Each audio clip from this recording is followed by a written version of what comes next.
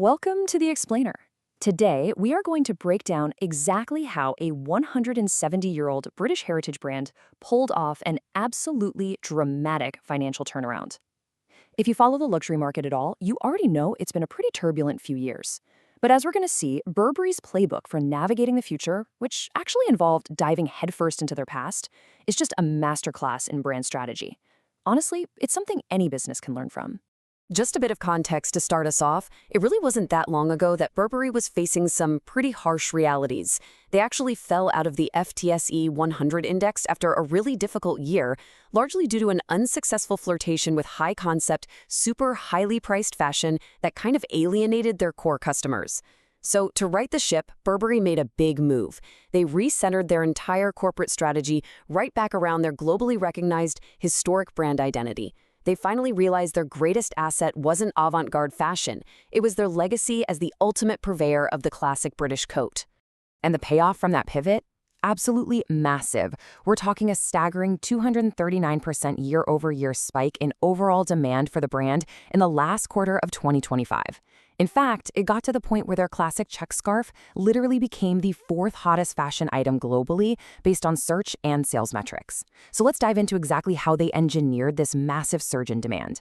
Section 1. The British Fashion Revival. Picture this. During a winter of record-breaking rain, creative director Daniel Lee didn't try to hide from the bad weather. He entirely embraced it. He pointed out how London always has this incredible buzz about it, even when it's dark and wet outside. So for London Fashion Week, he actually created a runway completely pockmarked with slick, non-slip resin puddles. Models are walking in sky-high heels, wearing trench coats, faux fur bomber jackets, padded leather jackets. It was this amazing surge of urban energy that proved Burberry is fundamentally a brand built for the elements. Section 2. Heritage and Polar Explorers. So really appreciate this. We've got to go back in time to see how this history builds. Way back in 1879, founder Thomas Burberry invented gabardine. This was a revolutionary, lightweight, breathable, and totally weatherproof fabric. Then, by 1901, the iconic equestrian knight design, or EKD, is born from a public competition. Fast forward to 1914, and Sir Ernest Shackleton, along with his 27-man crew, are wearing Burberry gabardine on the famed Endurance expedition, attempting the very first land crossing of Antarctica. They survived for over a year out there on the ice after their ship sank. And get this, Sir Ernest Shackleton actually credited the brand with saving lives on the ice.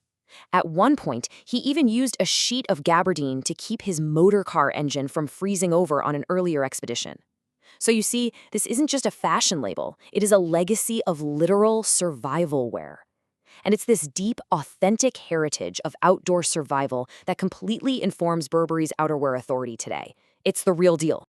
Which brings us to Section 3, the Burberry Forward Strategy. So the company makes this decisive shift away from that unsuccessful, overpriced, high-concept phase. Under what they called the Burberry Forward Strategy, they returned to their absolute core strengths: coats, scarves, and accessible British luxury. They completely realigned their pricing with their category authority.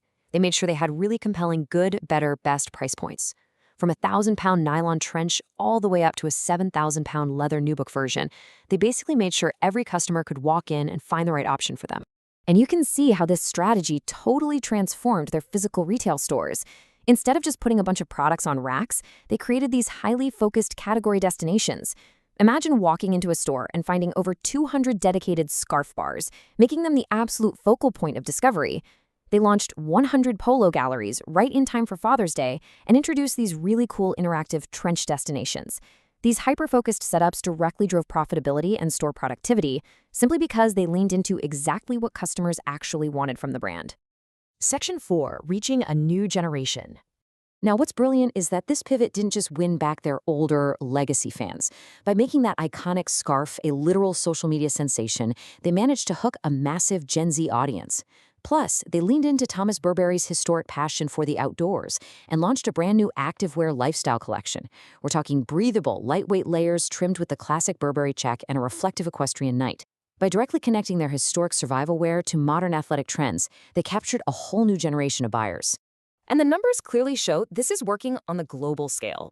In Q4, they saw major double-digit comparable sales growth across their big markets. Greater China was up 10%, driven heavily by double-digit Gen Z acquisition and some really clever localized storytelling around the Lunar New Year. The Americas were also up 10%, supported by strong local spend and these super immersive pop-ups in places like Aspen. And South Korea, up a fantastic 13%. The global resonance of this strategy is just undeniable. Section 5. The financial turnaround. Okay, so by resetting their inventory, basically clearing out all that old, unsuccessful, high-concept merchandise, and selling a whole lot more of their new core products at full price, Burberry pulled off a massive 530 basis points increase in their gross margin. That brought it up to nearly 68%. This represents a drastically higher quality of sales for the business.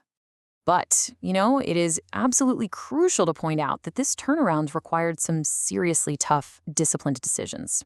Navigating all the global macroeconomic uncertainty meant implementing a strict cost savings plan, which sadly did include 1,700 global job cuts. This restructuring was a difficult, painful process, but it was a critical factor in helping the company overcome those headwinds, manage its operational expenses, and ultimately successfully re-enter the FTSE 100. Ultimately, the strategy paid off, yielding a pretty dramatic leap to £160 million in adjusted operating profit for FY26. Their free cash flow significantly improved and they drastically reduced their leverage. The balance sheet is officially strong again. So, I want to leave you with this thought to consider. As they set their sights on a massive £3 billion in revenue, has Burberry finally found the perfect formula for surviving and thriving in all kinds of weather? By looking back at polar explorers and digging deep into their roots, they've engineered an incredibly modern financial recovery.